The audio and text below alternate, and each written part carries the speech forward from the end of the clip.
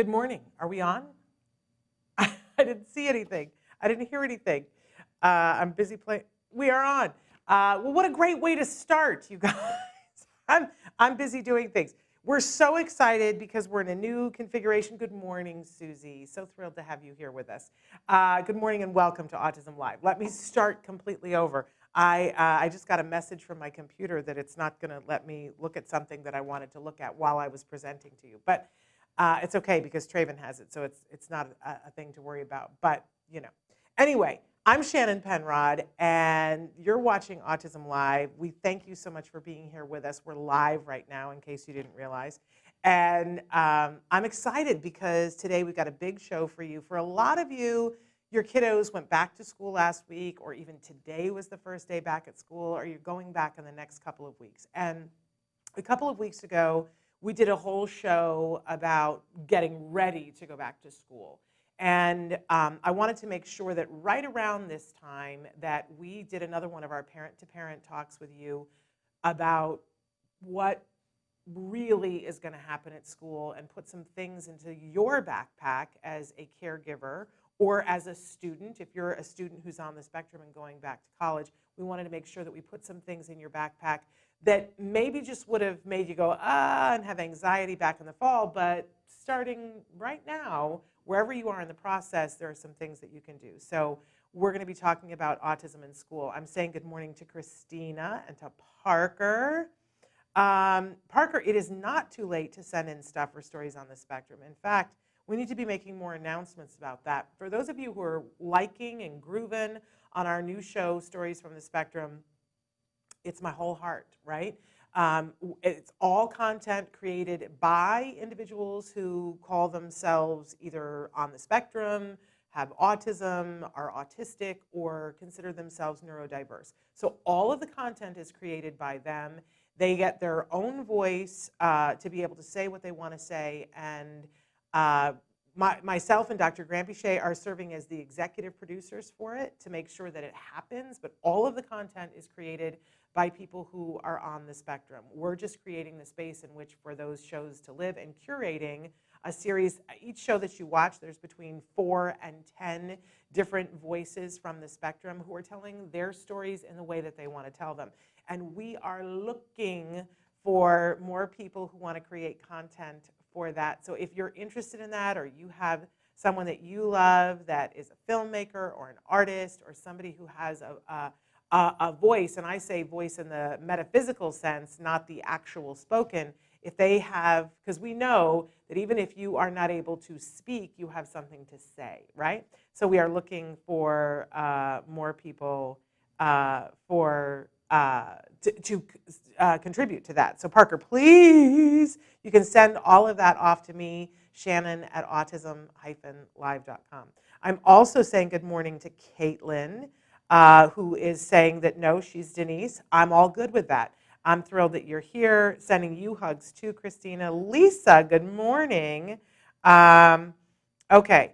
Oh, Caitlin, I'm glad that you're here because I see that it's not Caitlin, it's Denise. Denise, I'm glad that you're here because you've already got some negativity with the new teacher. Oh, we really want to talk about that. Liliana is writing in from Riverside, and it's a Fragile X counts, so Denise, no need to, great to be here. If you have a child that's diagnosed with Fragile X, you have your place at this table as well. Okay, wonderful. Wonderful, and I see that Lisa, you're writing in about you're interested in sharing Josh's story on the spectrum, age 8, and I would say to you, we have many different shows now here on the Autism Network and many different ways to tell stories. If you want to tell a story about someone that you love on the autism spectrum, we have all kinds of room for that. Especially on Let's Talk Autism with Shannon and Nancy, we do our family portraits, autism family portraits. We'd love to have you on to talk about the person that you love in that format. But when we talk about stories from the spectrum, it's all directly from them. So, if you want to, 8 is a little young because then you have to consider, are they going to want that out there later on? It is something to be considered, but if your 8-year-old wants to do a video, we have animators and kids who are comfortable being on camera and want to talk about themselves. We've done that before. We're happy to entertain that for Stories on the Spectrum. Love, love, love that Denise says, grandmother and caregiver. Boy, have we got a place here for you. And Natalie says she's listening from Kingston, Ontario. And Lisa, great, you're writing a book about it. Wonderful. Come here and talk about it. Okay, fabulous. But remember what we say, even if you're non-vocal, right? Everybody has something to say. So I do want to say that we are live right now. And for those of you who are like, hey, how is that happening? How are those people writing in and she's able to respond to them? We're live right now on Facebook, on YouTube, Twitter, and about a dozen other sites. Traven is going to show those to you if he hasn't already. And those are all places that you can watch the show and ways that you can write in. But live right now, if you're on Facebook, on Twitter, hello, Dark Angel. We invite you to write in and have your voice be heard here too, because for me, this is a conversation, right? That's the part of this that I really love, is that it's such a privilege to be a part of this community. For those of you who don't know, maybe you're tuning in for the first time, I now describe myself as a pony because I secretly love that. That stands for a parent of a neurodiverse individual. And my son, who was diagnosed at the age of 2.5, who had language, then lost virtually all of it.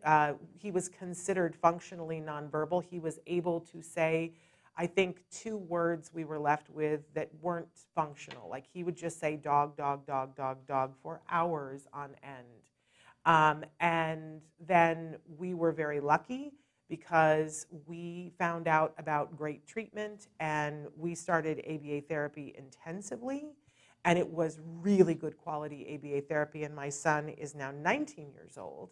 He is a sophomore in college on the dean's list with absolutely no accommodations, which I attribute to what we did and how we worked the school system, which is why I want to do this talk with you today. But I couldn't be prouder of the young man that my son is. And he now identifies as himself, right? But when push comes to shove, he identifies as being neurodiverse. And I know that that starts a firestorm. People have lots of opinions, but I'm telling you, that's how he identifies. So if that doesn't jive with you, if you choose other words, boy, we welcome you to choose other words, but that's how he identifies. In any case, that's why I'm here. That's why this is important to me. That's why it's important to me to interact with you guys and to hear from you. So I love the conversation. We're going to get started on the school conversation. I'm not even going to do jargon of the day today, but if you were watching last week, I said to you that today we were going to have a really important announcement.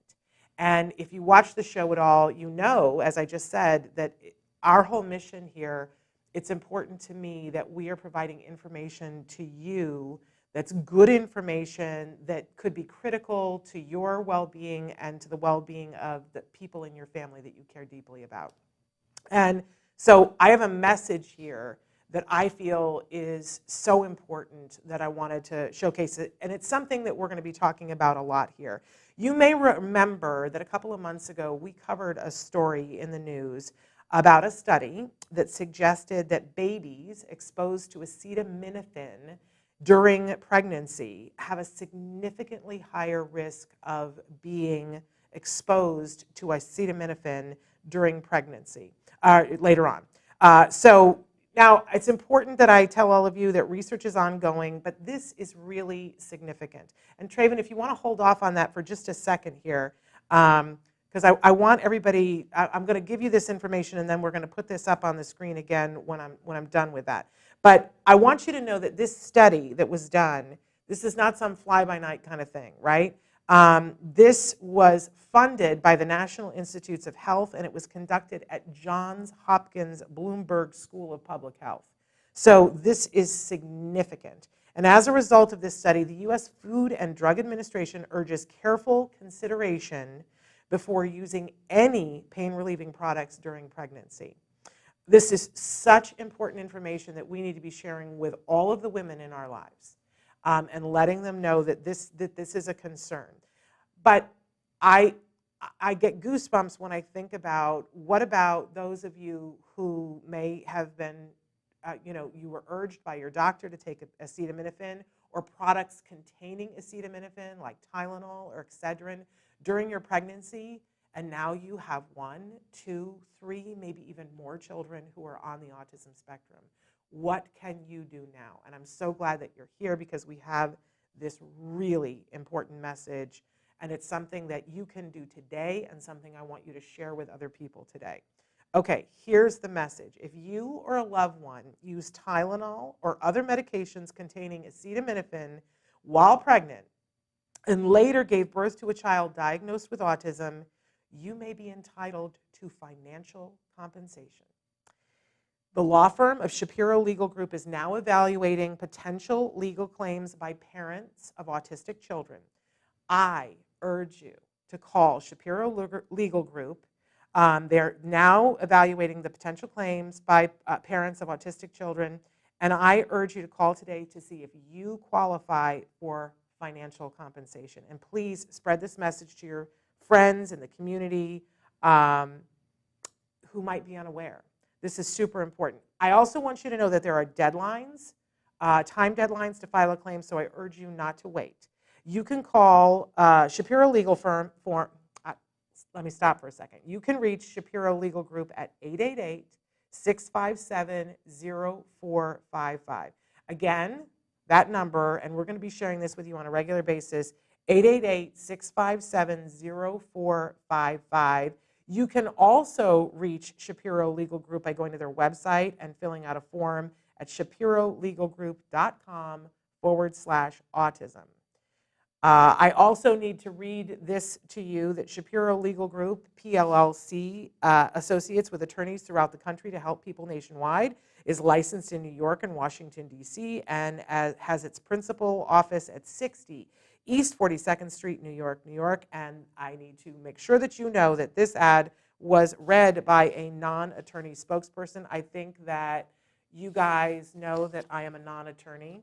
But I am excited to be a spokesperson for this class action lawsuit. So I urge you, please, please, please call that number.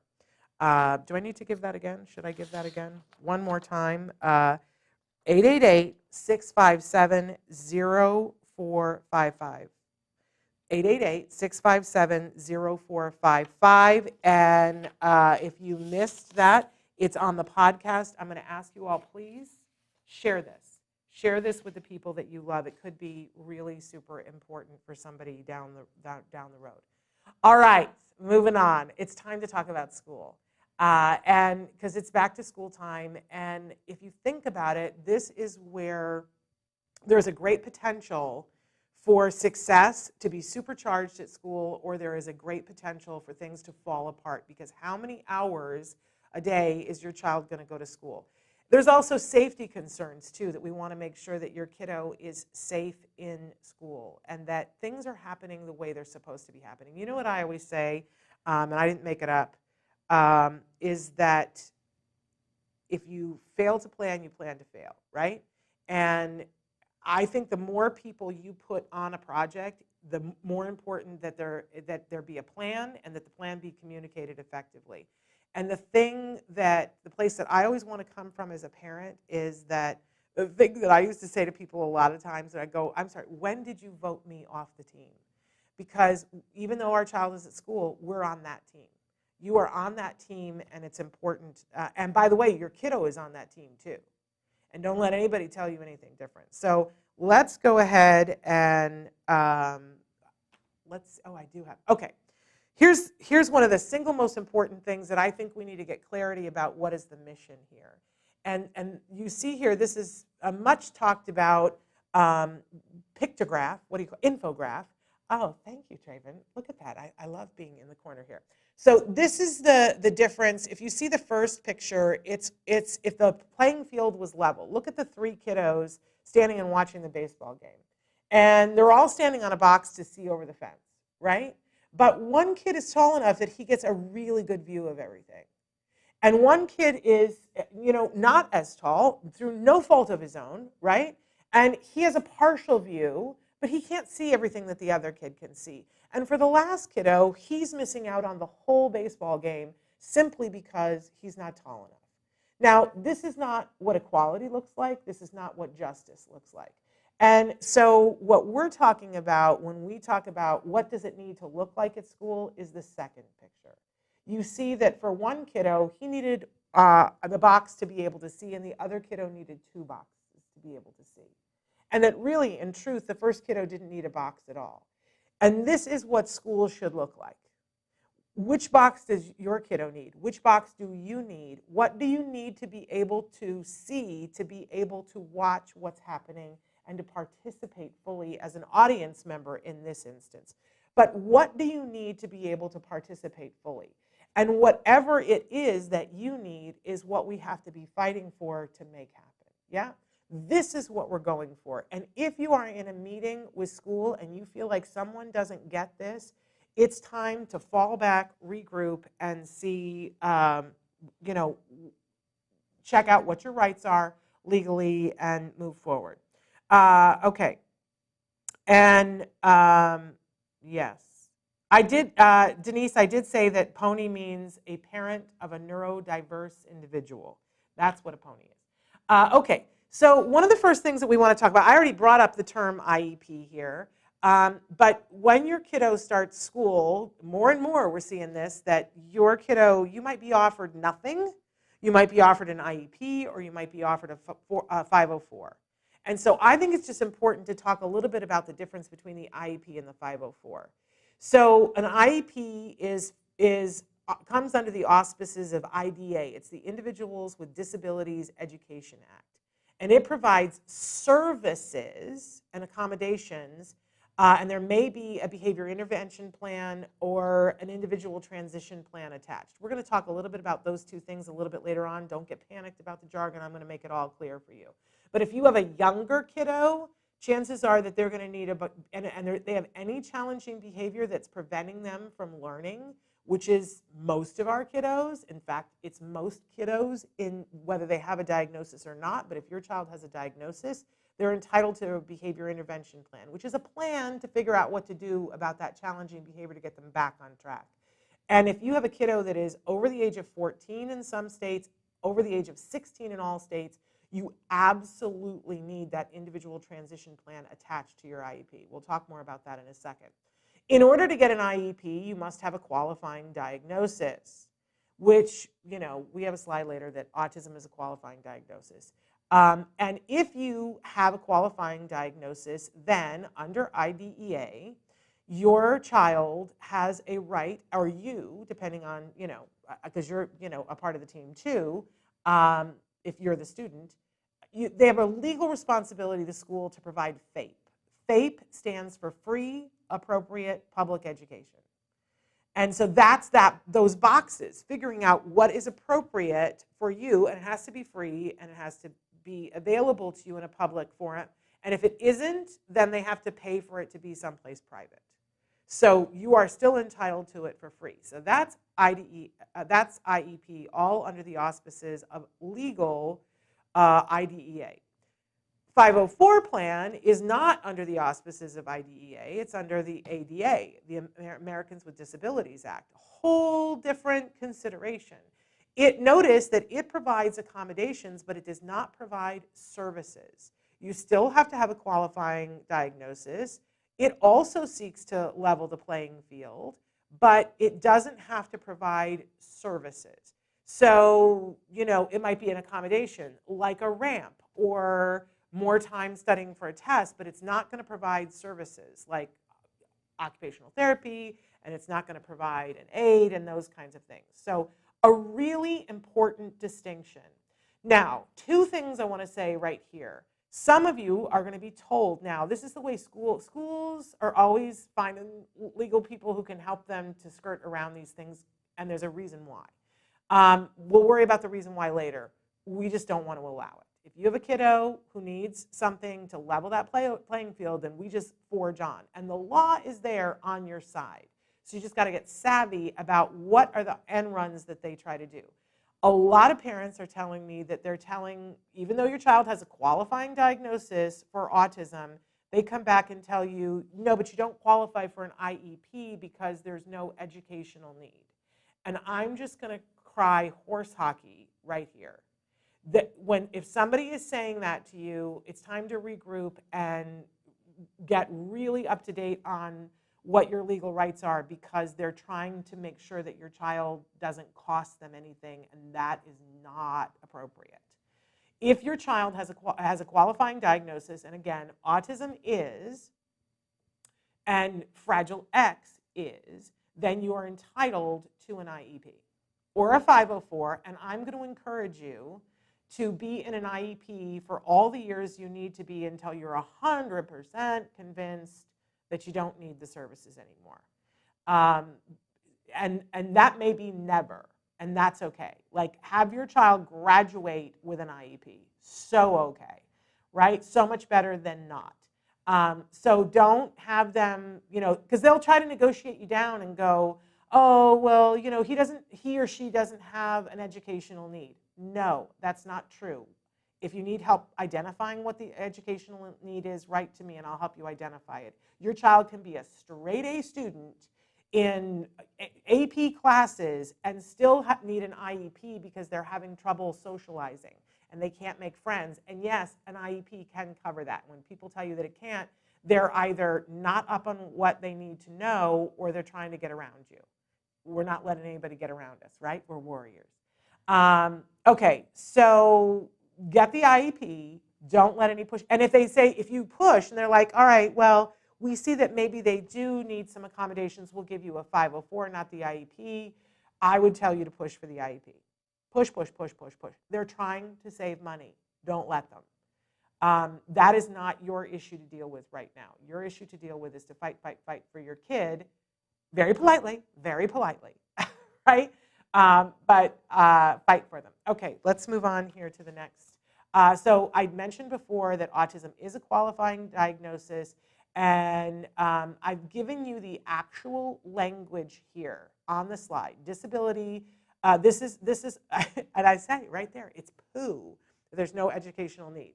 The current law says disability is a natural part of the human experience and in no way diminishes the right of individuals to participate in or contribute to society. Can I get an amen? Improving educational results for children with disabilities is an essential element of our national policy of ensuring equality of opportunity, full participation, independent living, and economic self-sufficiency for individuals with disabilities. So if they come back and they say, oh, there's no educational need, really? Is your child already able to live independently? No. But are they on track? Well, why don't we put in some goals about that? Are they on track to have a job, which means that they can work on a team? Oh, well then no, we better put that IEP in place, right? Full participation, are they completely mainstreamed and able to participate on a team with other kids who are neurotypical? If they're not, there should be an IEP. So this poo about educational need, I think all of our kids, listen, you want to know the truth, all of us, if it wasn't a qualifying diagnosis, all of us could qualify for help and support in one of those areas, every single stinking one of us.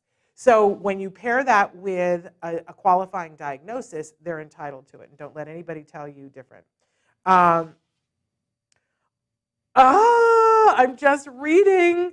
Denise said they did give me accommodations, but said that they didn't have transportation to another school. Well, wait till we talk about least restrictive environment, because we're going to talk about that. If they don't have transportation for them to go to the appropriate school, then they have to pay for it.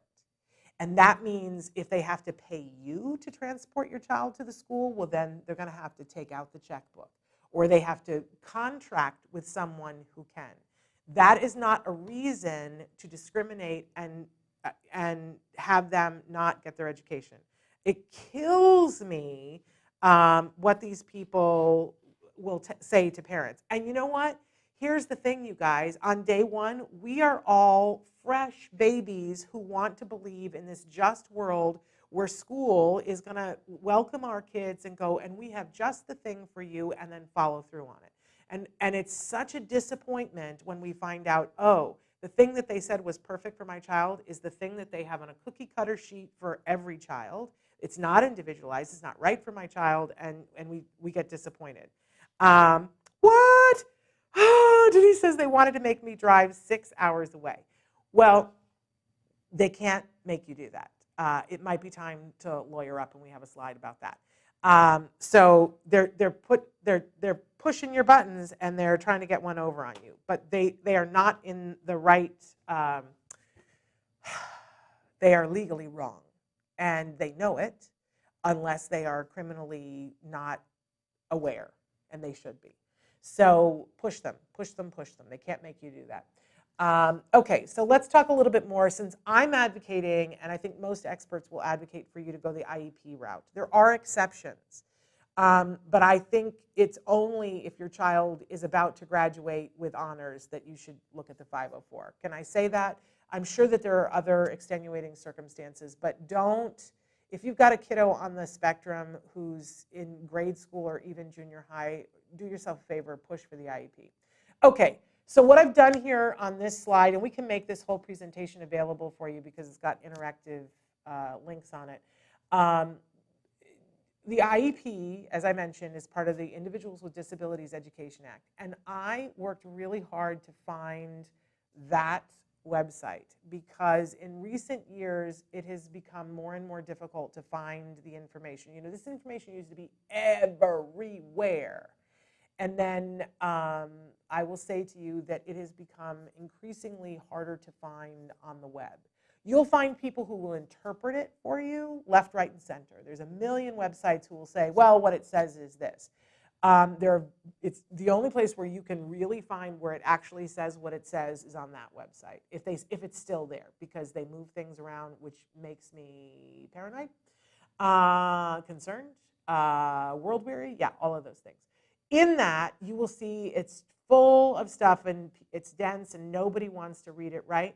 But you'll see that there's Part A of IDEA, and that's general provisions. You can read that if you want to, but Part B, I've underlined it because it's the important part for when your kiddo is in school. It's worth a read when you've got nothing else to do. And then there's Part C, which only deals with services from birth to age 2, because at age 3, your child is entitled to educational support in the United States from your local school at age 3. Now, you may not like what they're offering and it may not be appropriate, and that's a whole other fight, right? But for those of you who are like, well, you know, we're not even dealing with the school until later because we've made the decision to go all in on the ABA, I support you in that choice. But there are other things that you can be getting from the school district before your child actually goes to school to help ramp up that don't have to conflict with your ABA if you're smart and savvy and playing the game right. Because you can be getting speech and OT on the side of your ABA and having school pay for it even while your child isn't going to an actual physical classroom. But you're going to have to fight for it because they're going to want the funding of your child being in the classroom. And they're going to fight you and coerce you and tell you it's where your child belongs, right? But be aware that there are services available to you there. Okay, let's move on to our next slide here. Okay, so I mentioned FAPE. FAPE is that free appropriate public education. And there's a couple of different steps to this. And I think, first of all, it's important, the first thing that you want to memorize, and this is the order that I did it, was, okay, I got to remember, free, appropriate public education. Free, appropriate public education. Now, the free part is like, whoo, I didn't know, right, when you don't know. The appropriate is the hard part. Public education, I think we all understand that, but the appropriate is the one that everybody fights over. The Supreme Court is fighting over this, right? What is appropriate? And it's not a one-size-fits-all. But you should know that the Supreme Court in recent years, look at me, I'm surfing. In recent years, the Supreme Court has not fully defined appropriate, but they have said that appropriate cannot be de minimis, which is the minimum. And that has schools sweating, right? Because they used to park kids and go, well, you know, we gave them a worksheet and, you know, we're educating them, but, you know, we don't really know what else to do. And the Supreme Court has said, no, that's not going to work, which has given more room for parents to sue and say that this is not appropriate. So here's the biggest piece of advice to you that I can give. While you're talking to the school, and you always want to make sure that you put things in writing, or if you're, let's say you pull up a drop off and the principal comes out and she says, oh, by the way, and whatever. You want to then follow that up with an email that says, dear principal, whatever, I just want to acknowledge that when we had the conversation by the drop off today and you said X, that's how you get everything in writing, right? But when you are having a disagreement with the school about something, it's very important that we learn the lingo here. Because I don't know if you have any expertise in anything, but you know how when you're talking about something that you know something about and somebody else chimes in and they use the wrong word and you go, okay, they don't know, right? Well, here's what the school will recognize, that you know something if you use the word appropriate over and over and over and over again. We as parents want to say, well, I just want what's best for my child. We are entitled to feel that. Don't feel bad about that. Just don't say it, because that's not what the law really provides for, to be honest. The law doesn't say, well, Johnny gets the best of everything. Because he has the qualifying diagnosis, he gets the best of everything. What the law says is that those boxes. It's got to be appropriate. And I looked up the word appropriate in dictionary after dictionary until I found one that said appropriate equals effective. And I would take that to every IEP meeting with me. But appropriate is the thing that you want to be asking for, and ask them questions. So if they say, well, what we'd like to do is this, and you can always say, help me to understand why you feel that that's appropriate. And you can say, I'm concerned because I don't think that that's appropriate. What we're working for here is to find the appropriate program for my child. Why is this one appropriate? We don't feel that it's appropriate. Hammer that word over and over and over again. Oh my gosh. Okay, even Denise, I'm so thrilled that you were back and said it's 6 miles away, not 6 hours away. That's much more appropriate, but you are not responsible for getting him there. If they want him to go, him or her, I'm sorry, I don't remember, if they want this child to go to a school 6 miles down the road, I want to talk a little bit about why, and wait till we get to LRE, and let's talk about that. But if you look at it and go, that is the best place, and if it's 6 miles isn't that far. 6 hours is craziness, right? An hour is craziness for your child to go. That's an hour each way that they lose from their education. Not appropriate. And we can argue that, right? 6 miles, you know, that doesn't feel like it's horribly far to me, but they've got to pay and they have to arrange the transportation for the child to get there. But before we even get there, it's possible that it's not the right place to be. Oh my gosh. She says, we need an advocate because they call me Big Mouth because I do my research. Well, first of all, they should not be calling you Big Mouth. But you should put your shoulders back and be proud, because if they are calling you Big Mouth to your face or behind your back, that means you're doing your job, but that is horrifying to me. Okay. Oh, Tilly, thank you so much for being here. And can I say that the things that we're talking about I'm talking specifically to the autism community, and I said that autism is a qualifying diagnosis, but there are many other things that are qualifying diagnoses, and all of those things will fit with what we're talking about, whether it's Down syndrome or anything. Oh, Lisa says appropriate is the word of the day. Yes. And she says to be proud that you get called the Big Mouth. I agree, but it's inappropriate that they are saying it. And I would bring a tape recorder to all IEPs, because you know what will happen? They'll stop calling you that. That is just inappropriate. Okay, so the second part, which is what we're getting to now, is that free appropriate public education in the least restrictive environment possible. That's that LRE. That's the next part of this, that once you understand and get the free appropriate public education, then the next thing I want to put in your backpack is an understanding of LRE, because that is also part of the language in IDEA. Free appropriate public education in the least restrictive environment. And that means if the child can be successful in the classroom with supports, which includes an aide, then this should be considered more appropriate than a special day classroom. All right, let's everybody take a breath right here, right now, because A lot of times you guys write in and say to me, I don't know how to fight for an aid because the school isn't offering it up and we think it's what our child needs, and the school seems very reticent. We brought it up and they're like, no, no, no, no, no, he's going to be fine in the special day classroom.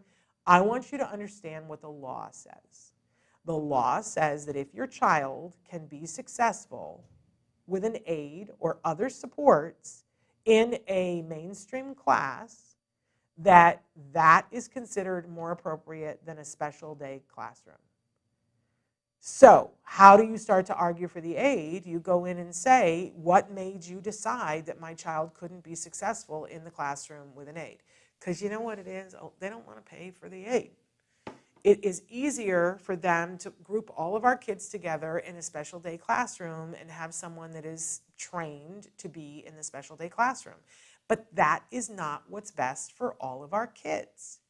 If you have a kiddo, and I certainly had this kiddo, that if he was around kids who stimmed, he would stim all day. And that is what he would do. If he was around kids who weren't stimming, he would focus on the lesson. And so putting him in a special day classroom was consigning him to never getting where he's gotten. And there are many, many, many reasons why kids won't do great in a special day classroom. There's only a handful of them where a kiddo would do better in a special day classroom. And I used to always argue, go for the inclusion, go for the inclusion. And then it was pointed out to me that if they don't do inclusion well, it isn't always better. But I feel that you got to be working towards it, right? Okay, and Macy says they denied your son an aid. I'm glad you're here because this is what we're going to continue to talk about. I think our LRE is, I got to give you these fun facts about IEPs really quickly. So an IEP is a legally binding document. So anything that is in the IEP, once you get it in there, they have to provide it. It's legal. Services in the IEP must be delivered, or you get a lawyer and they get sued and they pay, and people have gotten big money when they mess it up. I don't want to do that. I don't want to have to hire a lawyer and sue them because they didn't follow the IEP. But you can, and that's a motivator for the school. In order for a BIP to be considered part of the legal document, it has to be attached. On the first page of your IEP, there's a place somewhere, sometimes it's the bottom, sometimes it's the top, that says BIP attached. If you have a behavior intervention plan, make sure that box is checked. And if you have an IEP, today is the day to get it out. I know that just brought up a bunch of anxiety, like, oh my gosh, where is it? I'm going to ask you to do something this week. I want you to get a sheet protector and some magnets. Or it doesn't even have to be magnets. I want you to get a sheet protector though, and find the IEP, put it in the sheet protector, and you can attach it with magnets to the side of the refrigerator or tape it inside of one of your kitchen cupboards so that you now know where it is, because you're going to refer to this on a regular basis, or you just need to know where it is for next year's, right? But I want you to find the IEP this week, and I want you to see, does it say BIP attached? This is what happens a lot of times, is that people go through the trouble to get the good behavior intervention plan, because that's really what protects your child at school. If your child's engaging in challenging behavior, and you've seen all those news stories about the kids who got taken away from school in handcuffs, or was zipped into I'm not making this up, zipped into a duffel bag as a way of handling his challenging behavior. Yeah. And that's still, I'm sure that there was a lawsuit, and that, somewhere down the line the parents are going to see money there. But if you want to prevent that kind of stuff from happening, you get a good behavior intervention plan and you check that box, and then it's legally easy peasy and people pay more attention to it. I won't say that it completely eliminates stupidity, but it sure cuts it down. Okay. But I said that there are reasons why the school doesn't want to pay. Here's in the depressing news. IDEA has never been fully funded. Not ever, still not today. And it was a big thing on the docket when people were running for office this last time. I came to you guys and I told you which candidates were saying that they would fully fund IDEA. And I have to tell you, Joe Biden said that he would fully fund IDEA, and and not only that he would do more than that he really had a really comprehensive plan. And I know that COVID has put a ginormous hole in that. But Mr. Biden, President Biden, if you are listening, and Dr. Biden, his wonderful wife, who is an educator, if you are listening, you made us this promise. And I'm asking you to uphold it, even though you've got COVID. I see that you're getting things done. How about this, right? But we all have to deal with the fact that it isn't fully funded as of today. And no one has, I don't, this is not a political thing. I don't care which party everybody is aligned with. Not a single side has fully funded it. So but Joe said he would. Come on, Joe. So they don't have enough money to. And I don't know if you've ever been in the position where you don't have enough money to pay all your bills, and what do? You rob Peter to pay Paul. Do not let your child be Peter. Just don't. But know that that's the problem. It's not that these people are just horrible and that they're trying to save money just for the purpose of not helping your child out. They literally don't have it. And they're going to have to take it away from something else. And they may even tell you what they're taking it away from. By the way, that's illegal for them to do that. But I've had it happen. I had a person come out and explain to me that because they were going to fund an aid for my child, that meant that the whole second grade wasn't going to get the computer lab. And I was like, I guess that's your problem. And let her know that that was inappropriate for her to be saying to me, that it's actually illegal for her to say that to me. And you got to fight for your kid. That's the bottom line. An IEP doesn't cover methodology, so you go, well, I'd like you to use this particular program, and your school will tell you, we don't have to do that. We just have to do something that's effective.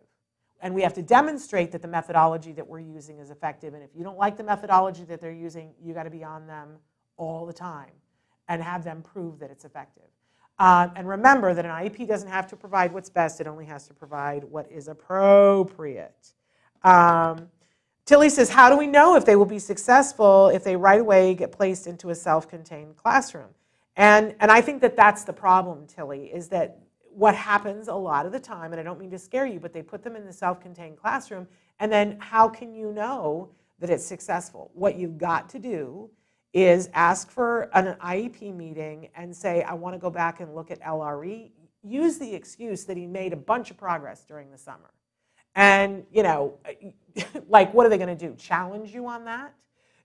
You can say, he made a bunch of progress over the summer. We've been working on, even if you didn't, you can say, we've been working on a bunch of different things, right? I hope you did.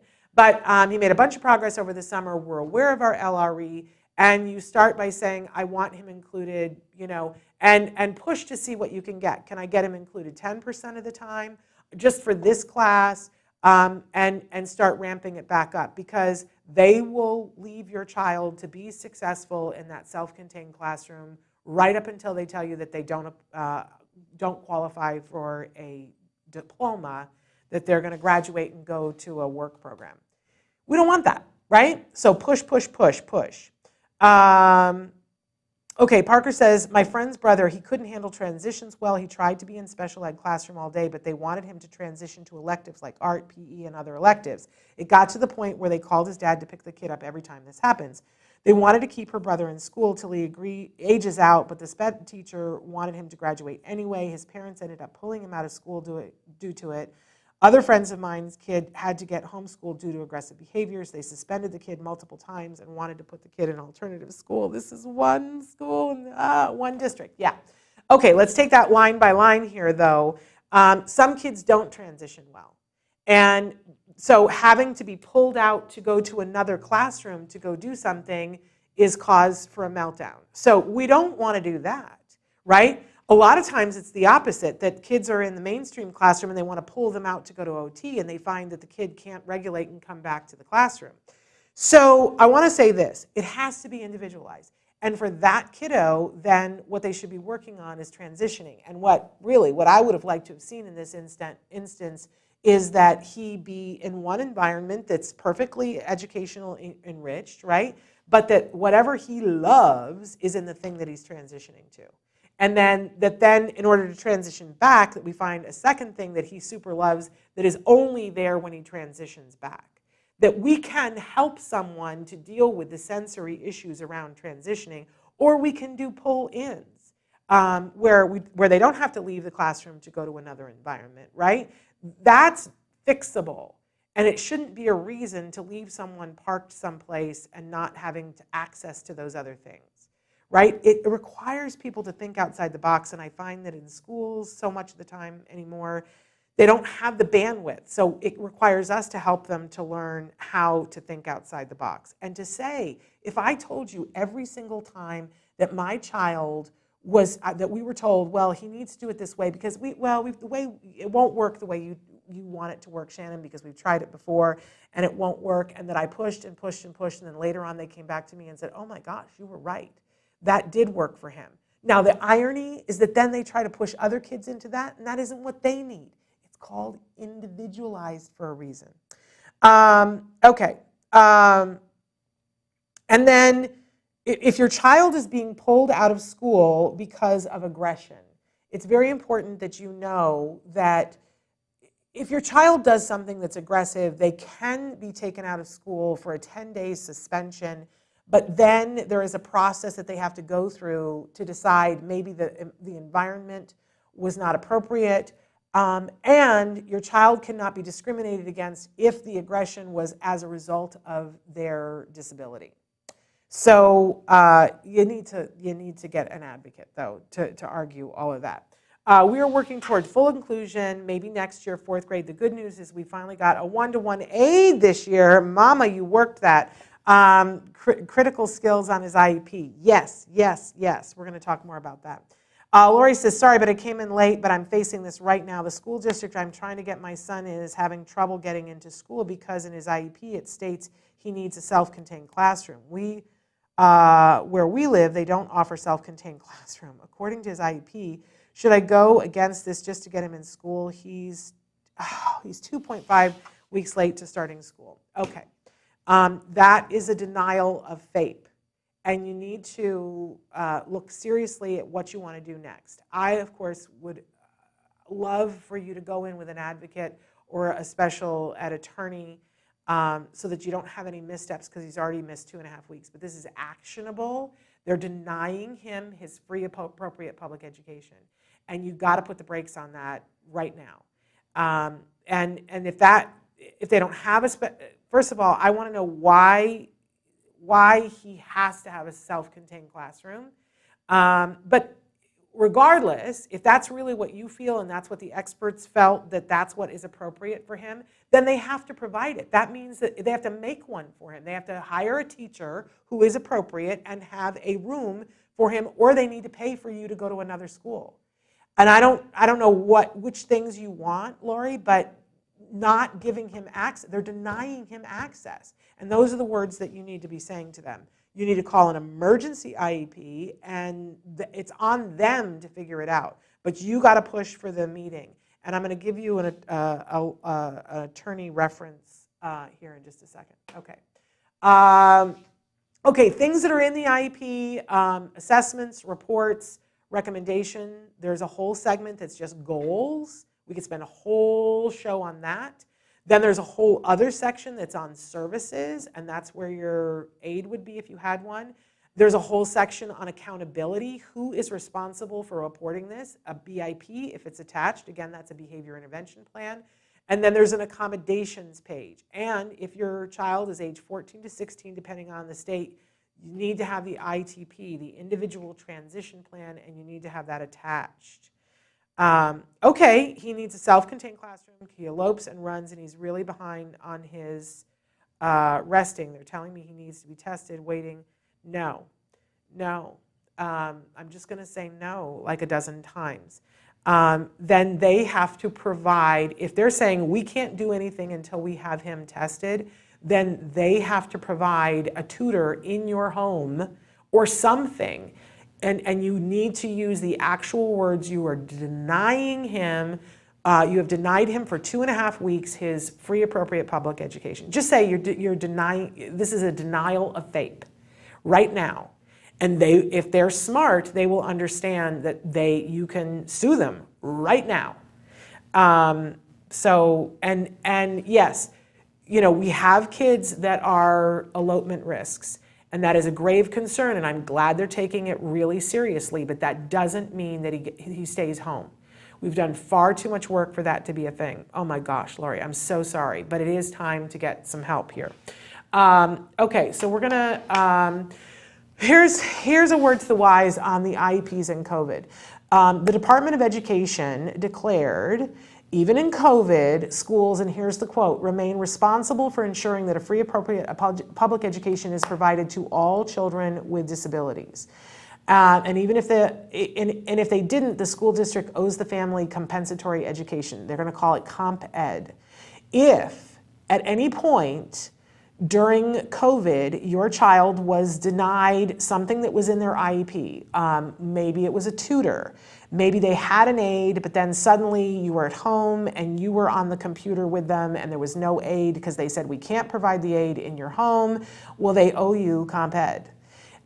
Which means they owe you money or they owe you educational time or tutors or something, but you are owed. If your child was supposed to have speech and language during COVID and for 6 months they didn't, or they had less speech because they couldn't accommodate it in the way, maybe it was group and they couldn't do whatever, you have a case and you should be asking your school for Comp Ed. But there are some considerations here that it's a 2-year statute of limitations. So we are, so let me do the math on this. So we started in lockdown on March 13th of 2020. So if any services, so today is August 15th. So in those first 6 months, if you haven't applied for those are gone because you had 2 years to apply. But if on August 15th of 2020, your child was not getting services, you still have a case and you need to talk to a lawyer today. And they were handing out money, and some places still are, and some places have run out. So just know that, right? But I want you to know that the Department of Education said, even in COVID, this applies, but it normally applies during everything. It's just COVID was this extra thing. They don't have the psych report, and so they don't have a classroom for your child. No, sorry. The Department of Education has said they can't deny. There are no excuses, none. Here we go. Okay, if you need support, here was the site that I was telling you about, www.copaa.org. That is the Council of Parent Attorneys and Advocates. And it is all over the United States. I think there might be some for Canada. And they are, I can't speak to the fact that they're all good and they're all fabulous, but I can tell you that they are people who have a vested interest.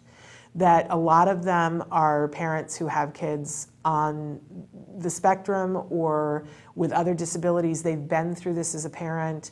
Some of them are attorneys, some of them are advocates. They are people that have a vested interest. So it's a better place to start than just calling lawyers. And if they can't help you, a lot of times they'll refer you to the person who can.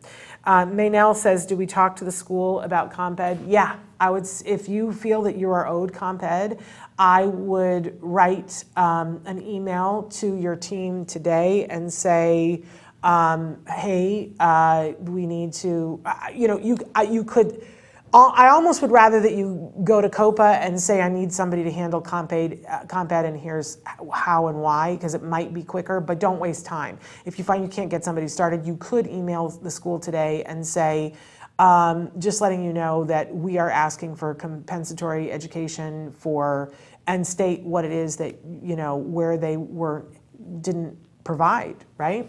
Or just ask for a meeting to discuss it. They're going to be like, what? But we did, and wide-eyed, and I don't know why you would say that, and but it's the law. Okay, so briefly about the ITP, that is that individual transition plan, and it must address 3 areas. This is, in some states it's 14. In all states, it is supposed to be in place by age 16. You know how you just have some things that trigger you? I get so mad because in most states what happens, if anything, they'll say, well, your child's turning 16, it's time for us to talk about their transition plan. No, that would be wrong. It's supposed to be in place on their 16th birthday. So if your child's 15, you want to ask them, hey, when is our meeting to discuss their ITP? And make sure that it gets attached to the ITP. And here are the 3 things it has to address: where they're going to live when they are an adult, whether that's with you or with somebody else, and how that's going to work, where and how they will work, and who and what their support will look like. This is a mandatory program that is often missing or overlooked. That a lot, people talk about the cliff, parents all the time, like, oh my gosh, we're the cliff. My child's 18 and they're graduating, or worse, my child is 21 and they're aging out of their services and we don't know what to do next. There shouldn't be a cliff. This program was put in place so that there should not be a cliff. You should start working on this when your child is 14, regardless of the state, but in all states, it has to be in place by age 16. Don't let them skinny out of this. And Lori says, would you recommend going that route or right to the school? I gotta be honest, for what it's gonna cost you in headaches, I would rather see you work with somebody, an attorney advocate, if you can afford it. But some people can't. I couldn't early on. So you know what I would do? I would consult with attorneys and advocates, and I would, consult with a lot of them. It's how I met Bonnie Yates. I went and got a free consultation and then took that information and I fought my way through everything. And then I try to share that information with you guys. But if you can, if I had it to do over again, I would have asked a rich relative, can I borrow some money because I want to save my stomach lining and my health. That's the truth. Okay, so, and we're going to go late. But this is what I really wanted to get to, what I thought we were getting to earlier. Let's take a minute here and talk about LRE, because this, a lot of times, is the whole shooting match, right? LRE is the least restrictive environment in which the student has a floor of opportunity in which to access the curriculum. Now, this was a part of the language, and I'm going to tell you, I cannot find it anywhere. I memorized this, but I cannot find it anywhere. And I've been making these mugs. These are hand thrown mugs, you guys. I will send a mug to the first person who finds the reference somewhere in all of IDEA. I cannot find it. I cannot find it, but I know that that's the phrase because I memorized it, and they buried it deep because they don't want us to know. But you'll get a free mug. I will make you a special mug. You can tell me which colors you like, and I will send you a mug to the first person who can find the reference of where, like line by line, where it is, and a link to find it. But I will tell you that the schools must ensure that, and this language is on a bunch of websites, to the maximum extent appropriate, there's that word again, children with disabilities are educated with children who do not have disabilities. This, I can find you the links to everywhere. It's everywhere. Did you see that? Look at that. To the maximum extent appropriate, children with disabilities are educated with children who do not have disabilities. We're not supposed to be segregating them. Hello? But to the maximum extent appropriate. And special classes, separate schooling, or other removal of students with disabilities from regular education happens only if the student's disability is so significant that education in regular classes, even with the use of additional aids and services, cannot be achieved satisfactorily. Hello? This just makes me so mad because I don't think that to the letter and the extent of the law that this is looked at. And there's a page in your child's IEP where they will say, did we consider LRE in making our decisions? If, this has to be a place where you guys think really realistically about what is appropriate for your child. And if it is appropriate for your child to have an aid, fight. You will win. It might take a while, but our kids are segregated. Our kids are absolutely segregated, and they're segregated because IDEA isn't fully funded, and we can't allow it to happen. And I would always feel bad because I would go in and advocate for my son, and I would think about all the other kids who didn't have a parent who was there advocating for them or didn't know. And the deal that I made with myself is that I would advocate first for my child, and then I would advocate and let other parents know. which is why I'm sitting here talking to you guys now. But you don't know if you don't know, right? Advocate and spread the word. But you can fight and get an aid. If it's appropriate, you can get it. And you can argue that it's appropriate. I don't think I have ever seen somebody who really dug in and said, my child's getting an aid, fail. It might have taken 6 months, but, and you will succeed because you will find the way. People are gonna make you feel bad about it. Let them, right? You know what I always say, other people's opinions of my parenting is none of my business. Okay, but LRE, this is what's super important. And there is a consideration, there's even a part, I wished I'd put it in here, about that it should be in their home school unless it cannot be. So if they have designed some amazing program for your child, but it has to happen, you know, an hour and a half away, no, sorry, you got to create a new program that is close. 6 miles, I think they can argue that 6 miles can travel, but they're going to have to pay for it, Denise. That's just the long and the end. Yes, argue that the one-on-one aid is appropriate for your kiddo. And, you know, if worse comes to worse, what I did a lot of times is I said, well, you know, you don't know that it isn't. And so since LRE says to the maximum extent appropriate, and if we don't know, then you have to provide him with that chance.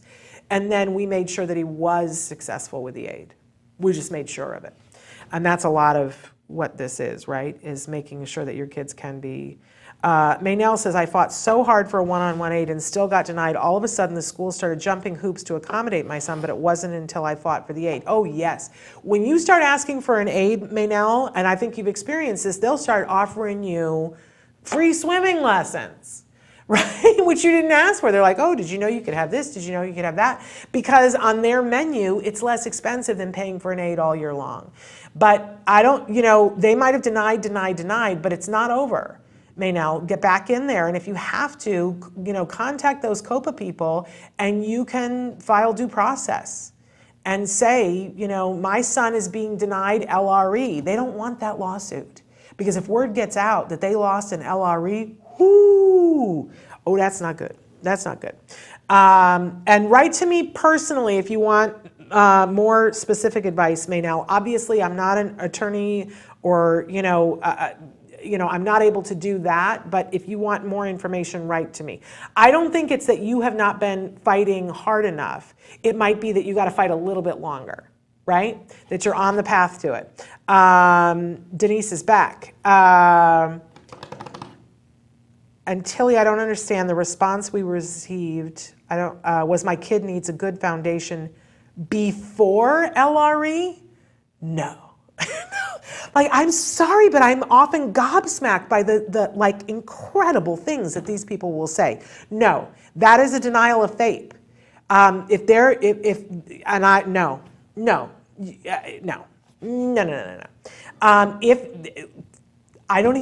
This is it. You've broken me. I have no words.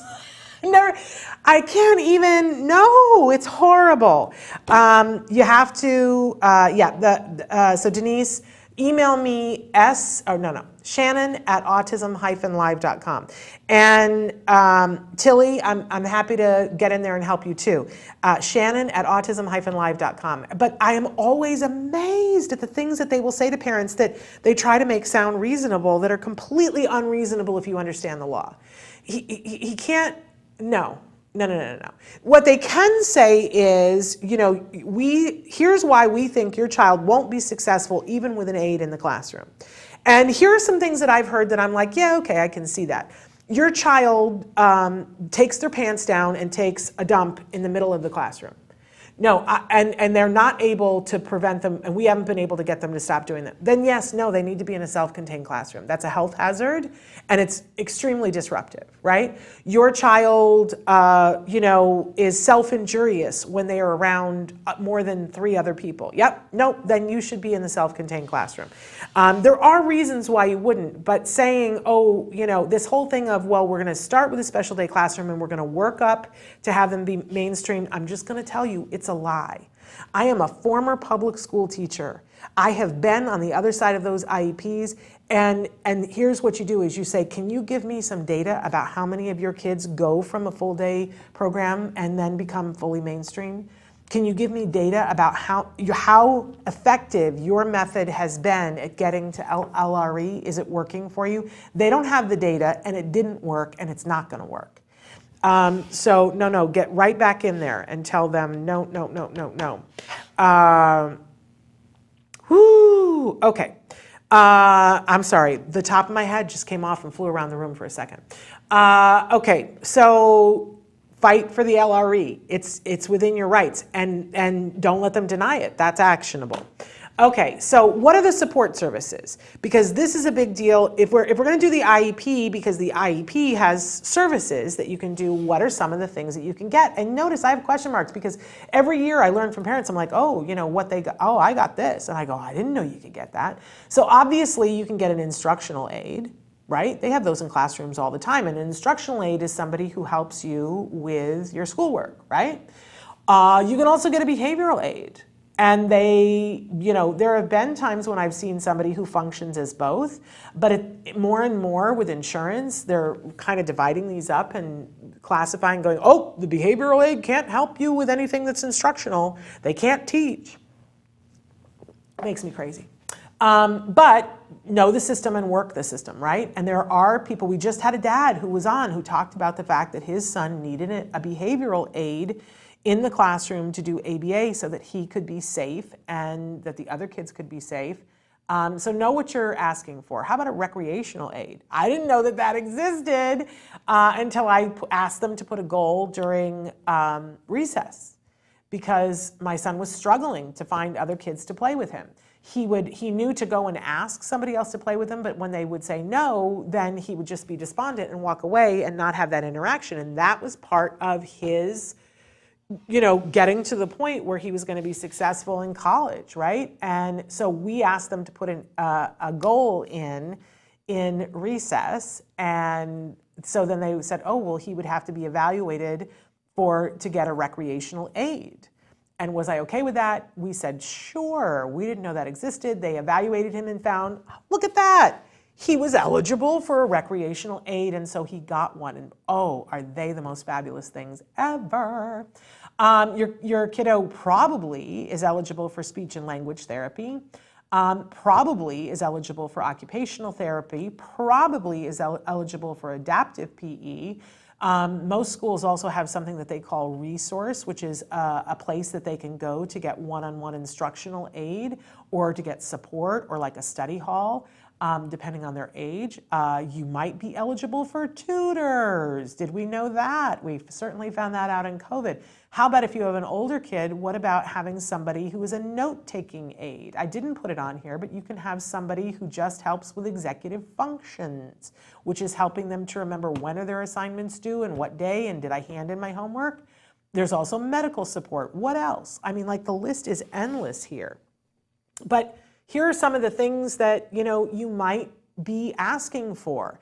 But I want you to think, I wanted you to know about these things, but I want you to think about reverse engineering. What would your kiddo need to be successful? If you could design any educational program for your kiddo to be successful, what would it look like?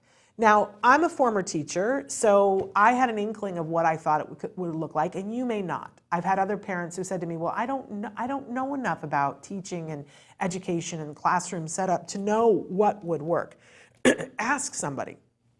Ask somebody you know that's a teacher. Ask somebody that you know, or ask all your friends and go, who does special education or who's really good?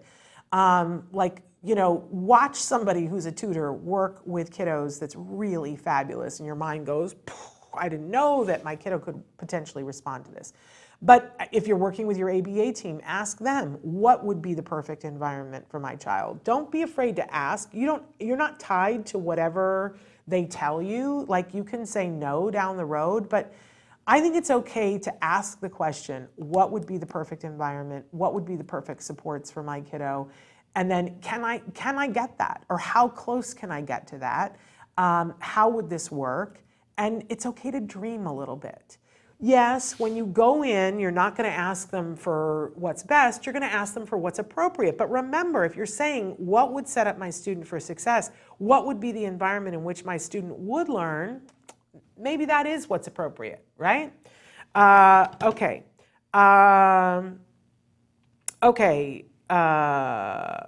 Wait a second.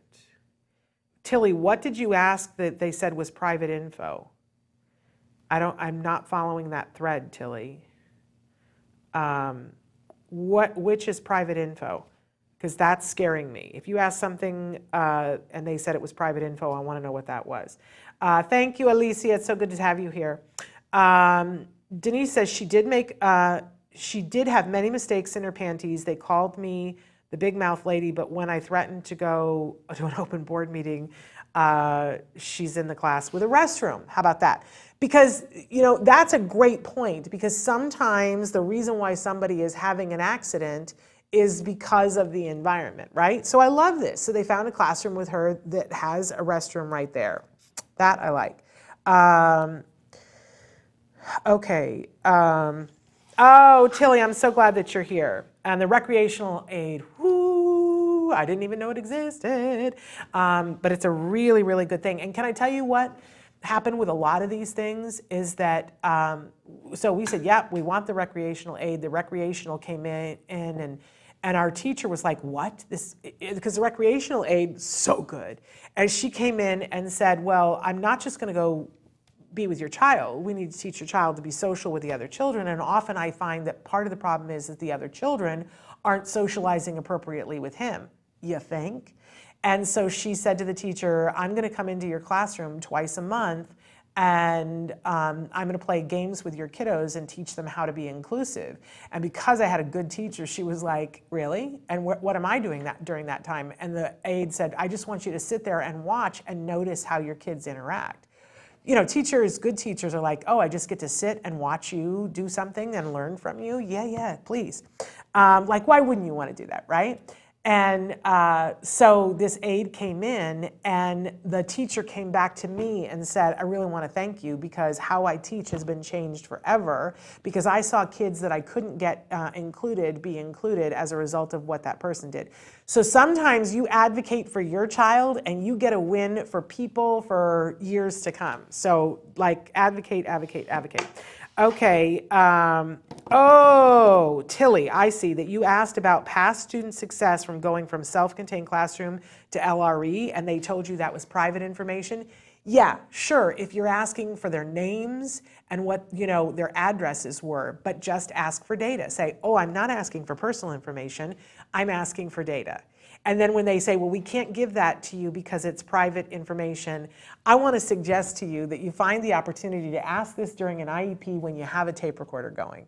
Because I had this same problem that there was this woman who I asked this question. They wanted, after everything that we had done and my son had been included, when he went to make the change to junior high, they wanted to send him not to his home school, to a contained classroom where he would never change classes and never have different teachers for his different subjects. And he couldn't take his honors classes, so on and so forth. And there were no girls in the class. And I said, no, not appropriate, sorry. And they were like, oh, but he'll be bullied. You don't know. It's so hard. And I said, you're telling me you don't want my child to get his free appropriate public education because you can't control bullying? No, that's not an argument to deny him his FAPE, right? But the woman was like, but think about it, it's just so much better. And he eventually will transfer in mainstream. And I said, fabulous. Is that a part of your program? Yes, of course. I said, please show me the data of how successful that's been. And she was like, oh, we don't have data. And I said, you don't have data? Okay, then you can't prove it's effective. So we're back to square one.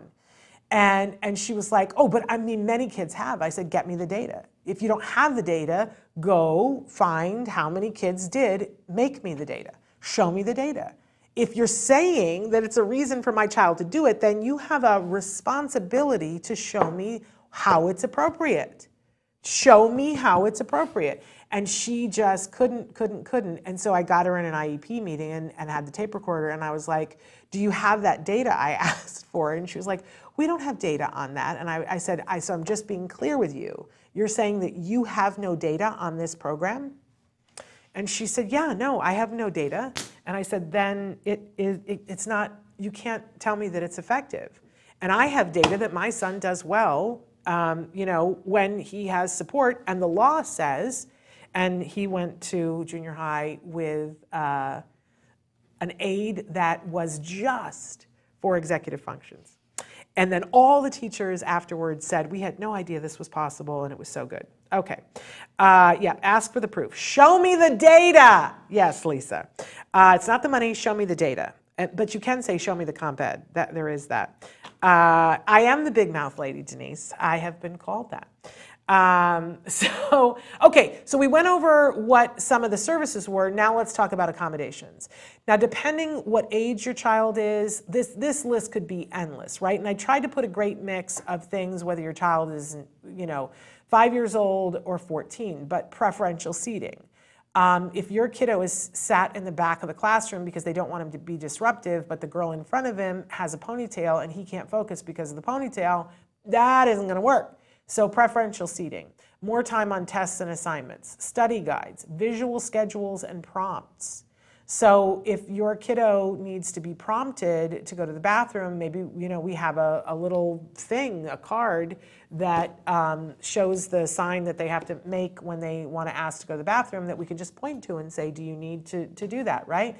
Modified curriculum, modified materials and tests, set of books for home, alternative testing locations.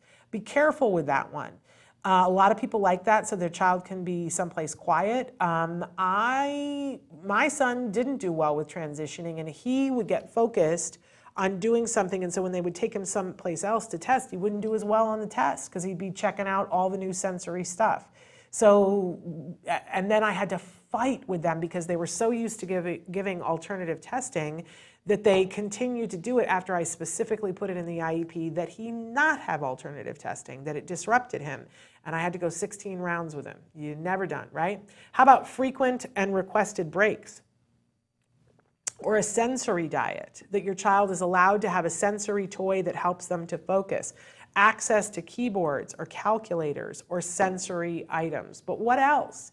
People get all different kinds of accommodations. They'll go down, like most schools have like a checklist of things that they'll offer you, but that when you get with other autism parents, like it's so great to take a break and not talk about autism, but I really think that everybody should, like every school should have like a special education tea where everybody just gets together and compares and says, what accommodations do you get in your IEP? Oh, I never knew that. I'm going to ask for that. But this is why the school doesn't tell you, because you'd ask for more thing. Okay, show me the money, LOL. When I tell the school to subscribe, they are going to shrink. What subscribe? I don't know. Denise, tell them what you want them to subscribe to. I'm not sure I followed that. Oh, Lisa says that her son has a special desk. Yes, some of our kids get, if they have trouble focusing, some of them have those ball chairs. Be careful. I only advocate the ones that have a base so that they don't roll and hit their head or that somebody can't push it out from under them. But sometimes having that sensory input of sitting on a ball, really helpful, helps work the core. They're forced to sit up. Yeah, there's all kinds of things. Special pencils, right? That can all be under special education. Okay, thank you, Laura. So thrilled that you're here.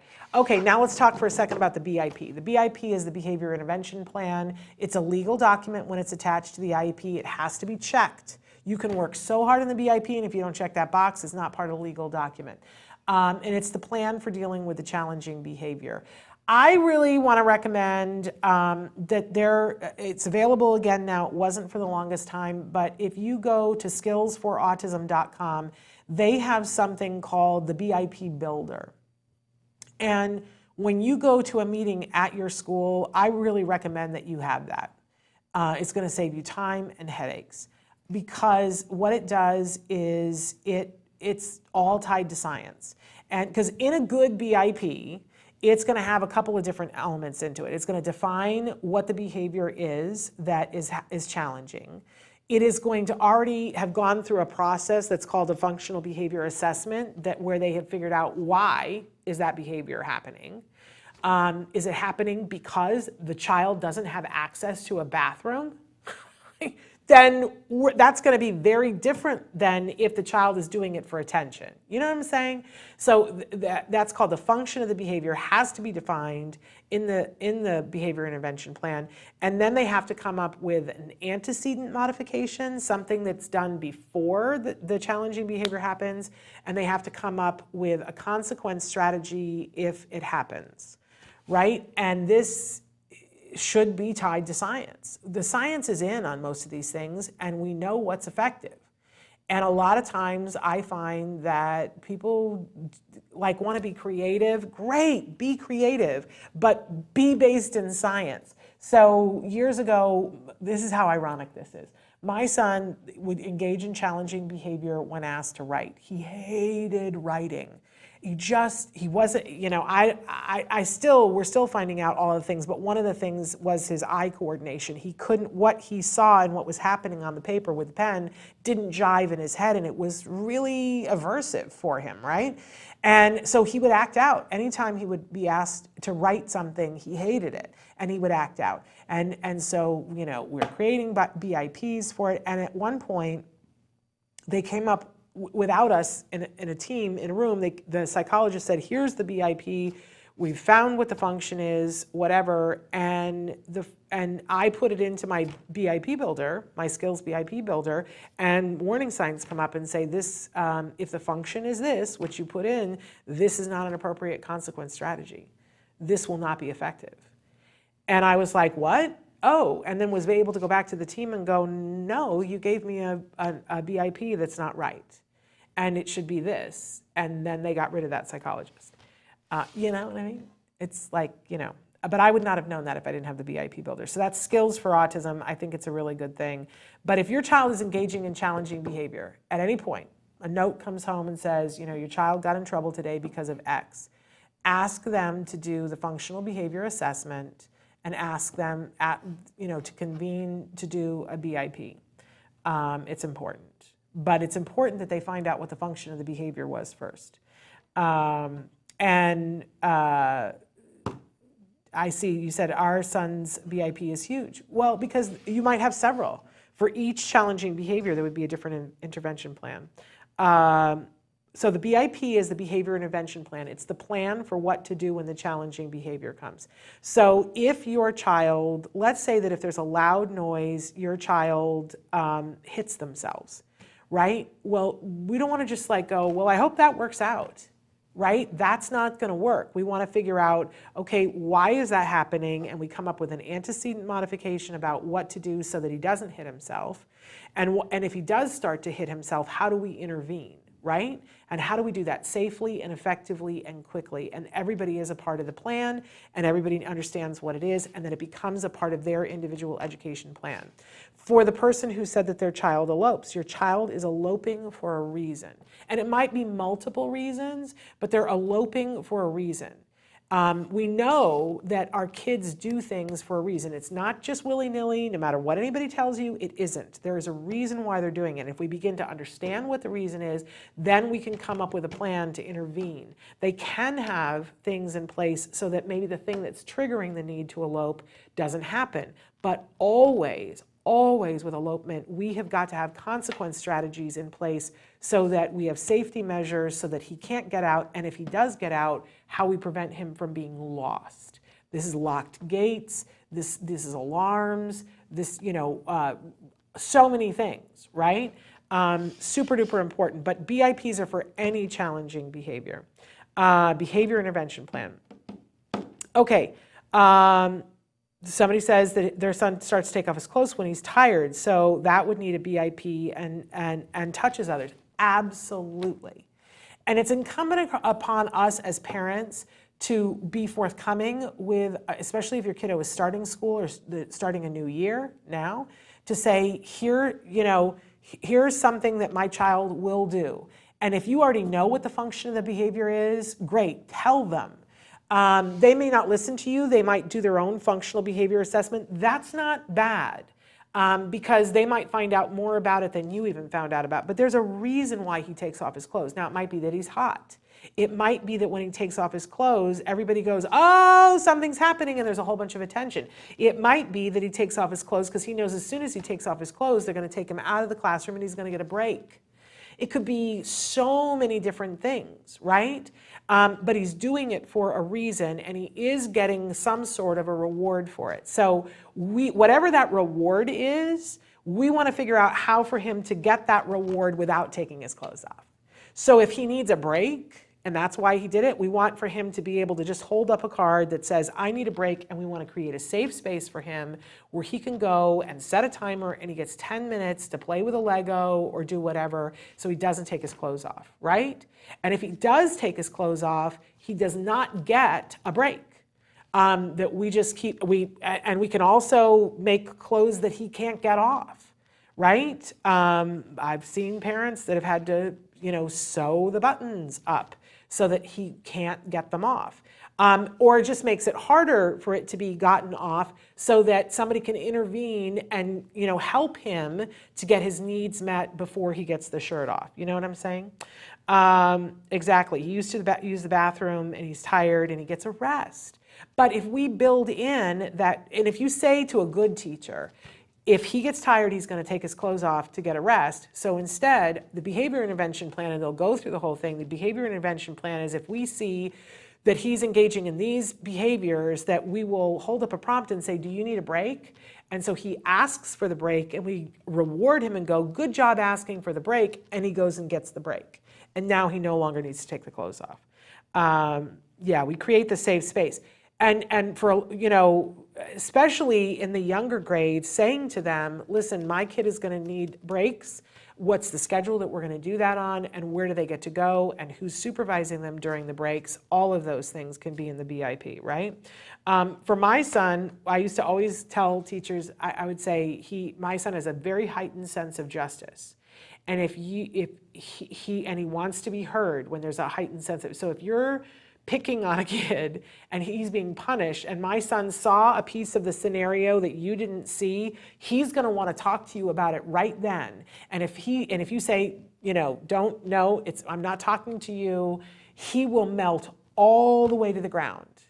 And that what you need to do is say to him, we've learned this over the years, what you need to do is say, I hear that you have something to say about this, and I am going to listen to you. I have to do this first, but then I am going to listen to what you have to say. Then he can contain himself to wait until later to be able to do that. But if he feels that justice has been thrown out the window, Katie bar the door, there is nothing like that you can do to help him. He just, Now this is when he was little. This is not him anymore. Now he communicates his took us off.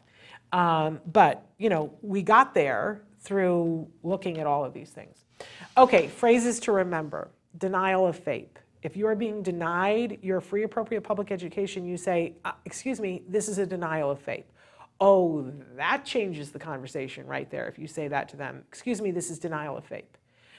Denial of least restrictive environment, which is a part of denial of FAPE. And I think many of you have identified that that's a phone call you need to make today. That we're not in compliance with the IEP. If it says in the IEP that your child gets speech services and you are 2 weeks into school and they go, oh, we don't start that until the second month, I am sorry. We are not in compliance with the IEP. The IEP doesn't say that we start those services later. They're entitled to have this many hours per week. It says it in the IEP. That includes week 1, folks. So, but I see schools do that all the time. Oh, we don't do that in the first 6 weeks. Where is that written? It's not. It's in the IEP that they get this many services per week often. Check your IEP. That's why you got to know where it is. Put it on the cabinet or the refrigerator. We're out of compliance with the IEP is another way that you can phrase it. And if they change anything, like you made the IEP last year and they said your child was going to do this or that or whatever, but then we changed our program, they have to give you prior written notice. And if they didn't, you can say we weren't given prior written notice, and they should be calling their lawyers. Okay, So Laura says, what I see for Skills for Autism is like $79.99 a month, and that's a lot for me right now. Yes, that's if you're buying the whole entirety of Skills. I would suggest that you call them and ask them and say, there's a separate thing that is for the BIP builder, and I would suggest that you call them, tell them that you're a parent, tell them that I sent you. They may or may not, it's new people over there, I don't know those people. But tell them that I sent you, ask them what it would cost you just to get the BIP builder because it's significantly less than that. And I also would tell you that if you know, I couldn't have afforded $79.99 when my son was young and in intervention. There was no way that I could have afforded that. But I have heard that Autism Care Today has reopened its website and is accepting grant applications. And one of their favorite things to do is give grants for Skills. You know why? Because they know that it's really effective and it's super inexpensive for them. Rather than give you, you know, $5,000, you know, for a doctor's appointment, which, you know, might be really beneficial as well, but to pay $80 for you to have access to something is infinitely less expensive for them. So that's Autism Care Today. Their website is it's ACT-Today, so ACT-today.org, and I believe that they're taking grant applications right now. I wonder if I need a behavioral aid and recreation aid in addition to the one-on-one gonna ask. Well, I think it's really important, like they're not gonna designate for you whether it's an instructional aid or a behavioral aid. Nobody talks about it that way until we start talking about the funding. So I think it's important for you, if you're asking for an aid, think about what you're asking the aid for. And then you have to ask yourself, is that an instructional aid or is that a behavioral aid? I would not use those words at the IEP or with a school official unless they say, oh, we don't do that. Then I would haul it out. Because the hope is that you'll get somebody who straddles the line. That's really what's best for your child. And so we just call it a one-on-one aid. Right? But if you start asking them for something and they say, well, get the aid first. But if you start saying, well, can the aid help with this? And all of a sudden they go, well, our aid can't do that. Our aids, our funding isn't for that. Then say, oh, well, then maybe we need another aid for that. I would advocate get that one-on-one aid first. When you have that, follow the same path that I did and give them a goal that is for recreation time, because you have the right when you go to IEP meetings to say, I'd like to recommend this goal, right? And then they're going to tell you, well, but he doesn't have an aid, then there's nobody who can take that data, and then say, well, then I think we should have him evaluated for a recreational aid. My fear is that if you go in and say, I need an instructional aid, a behavioral aid, and a recreational aid, they're just going to say you're unreasonable. You're not at all, but you might have to build to those things. That's what worked for me. But get the aid first. That's the biggest, and once you get the aid, everything else is so much easier.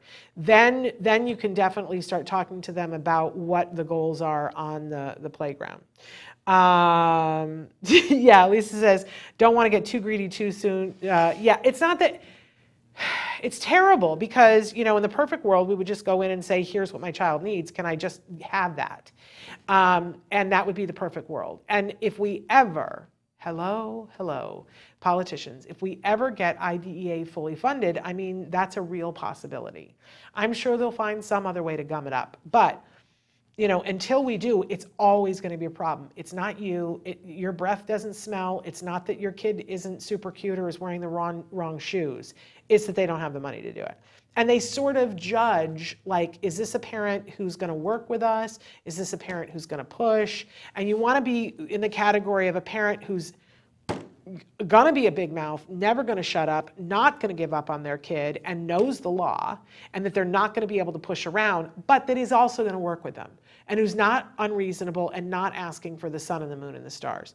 Ask politely, as Lisa says. And yes, Lisa, unfortunately, a great deal of it is about the money. I think you'll find people on the journey that that's not the case, and those are the people you cling to, who genuinely want to see kids do well, and want But you know what helps them to get involved is when they get a better sense of their kid, and they only get that through us. Because unfortunately, the people that the funding strings are tied to are people who are not in the classroom anymore. Like, they may never meet your kid. I used to take a picture of my son in a little plexi, and I would bring, I was like Little Red Riding Hood. I had a little basket with the napkins, and you know what was big then was with Desperate Housewives, and so I would pretend I was Brie, and so I would bring the little basket with the muffins, and I would have drinks for everybody. I would bring the carafe of coffee from Starbucks, and the brownies and the muffins and everything, and I would have the picture of my son, and I would say, "This is to remind us why we're here." Oh my goodness, I was a crazy woman. You know, but everybody knew I was going to bring donuts or something to an IEP. Okay.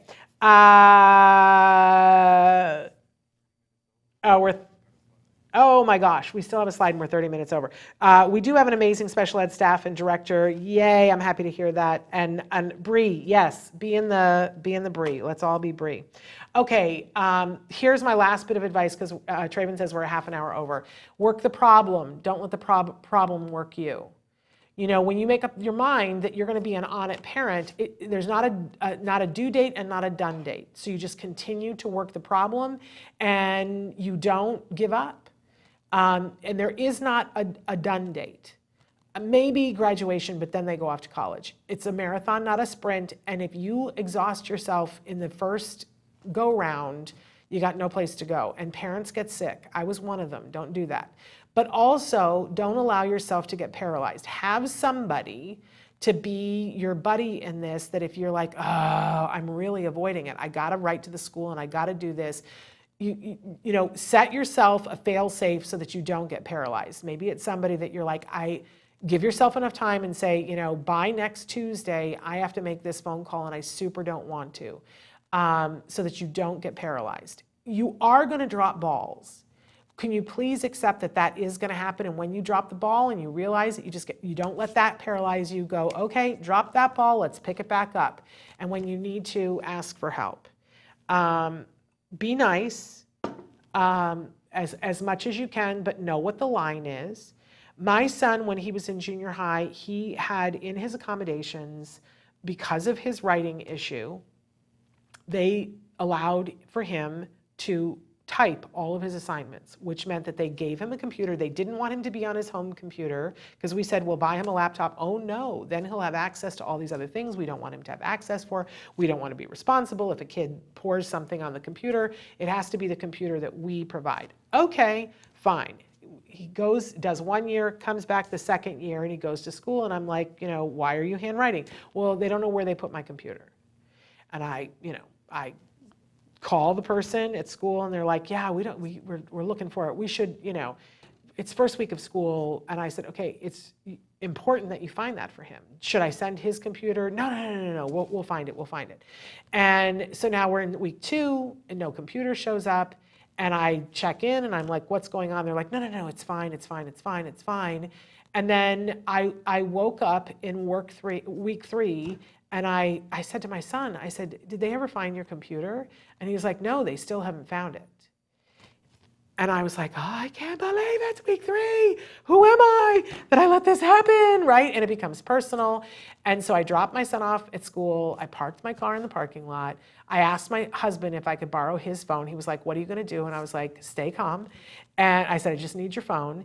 And I waited until all the kids were in class, and I went into the office where all the little ladies knew me, and I said, I need to speak to somebody right now. I have my lawyer on this phone, and I have, IDEA on this phone, and you are you're denying him FAPE, you're out of compliance on his IEP, and I'm not going away from this spot until someone gives my son a computer. Because this is a denial of it. I said it loudly so that everyone in the office heard, and the principal came out of her office and went, what is happening? But I wasn't yelling, and I didn't threaten anybody, but I had 2 phones, and I slammed them on the desk, and I said, not leaving until this is fixed. And do you know how long it took them to get his computer? 15 minutes. And everybody goes, what a win! And I go, what a disaster. Because that meant they could have found it in 15 minutes, and there were 3 weeks where my son did not have access. I could beat myself up about it, right? And I do sometimes, right? But you got to move on. You got to move on. We do what we can when we can, but we have to advocate for our kids. It's our job. It's job number one. So do what you got to do, you guys. Thank you, Tilly, for the encouragement. Special circumstance instructional aid, SIA, the name of the assessment when you are requesting it with the district. Okay, I didn't know that. Thank you, Maynell. Thank you, Dark Angel. Our school couldn't do that, so we decided to do online charter school, and we've had a lot of success with them. I hope the school is paying for that. They should, they better. And that's right, Lisa, you gotta do what you gotta do, and she sent me a fire symbol. Okay, Trayvon's gonna get the hook. This went way longer than we planned, but super important. Can I tell you something else that's important? Tomorrow, Dr. Grampiche and I have talked endlessly with you guys about what the difference is between good ABA and not good ABA. And we are going to do the definitive show tomorrow on what are the signs that you can look at to be able to tell the difference between good ABA and bad ABA. We want to make an official record of our thoughts, both of us, on that. So that is tomorrow. We are not going to be taking questions live because we're going to do a follow-up show. So we're going to be asking you to write in your questions based on what we say. But I want you to know that in that respect, the chat is not going to be live tomorrow because we need to focus to get through that. But we will address all of the questions that you send in the following week. So please tune in. We do care about your interaction, but it's just going to be a little tape delayed for the reaction. But please tune in for that because I think it's one of the most important conversations that we need to be having right now. And I keep coming back to the fact that if everybody knew what good ABA looked like, everybody would be all over ABA. And if more people knew, whether it's the providers or the parents or self-advocates, we would be in a much better place. So we're going to give the 101 on the difference between the two. Lori, wow, you made my head spin with information. I had no idea. I'll replay this. Thank you, thank you, thank you. Please write it. If you have questions about anything that we said here, please write in. What's the best way to send in questions? Honestly, there's a couple of different ways that you can send in questions. You can send them directly to me, Shannon at autism-live.com. And in that way, you can write as much as you want, and I can respond back to you because you emailed me, Shannon at autism-live.com. If that doesn't work for you, you can always write in questions on autism-live.com. There's a chat at the bottom, but I have no way of knowing who you are. I can't respond back to you. But if you really want to ensure, I don't tell your name ever to anybody anyway, but if you really want to ensure anonymity, that's a good way to go. Autism-live.com, go to the chat, put it in there, but I can't respond back to you directly. All right, we're all out of time, but I love you all. It is such a privilege to be on this journey with you. I know how much you are working every day to be the best possible advocate for your kiddos, and you're doing a great job. And there are many, many rewards in doing that. So I respect and acknowledge what you're doing and hope that I can just be helpful in packing your backpack full of things that are useful. We'll be back tomorrow for that really special episode of Ask Dr. Doreen. Until then, give your kiddos a hug for me. And if today is the first day of school, make sure you take them someplace fun to do something that's super fun for them and commemorate it after school today. Take that moment, if it's the arcade, the swimming pool, something, like let them know what they did today going to school was a good job and reward them for it, all right? We'll be back tomorrow. Bye-bye for now.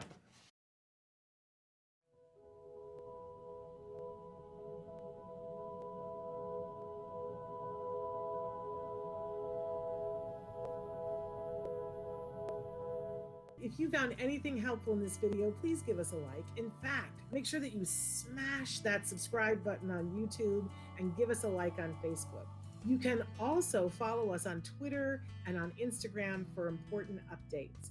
And please download our free podcast wherever you get your podcasts. Thank you so much. See you next time.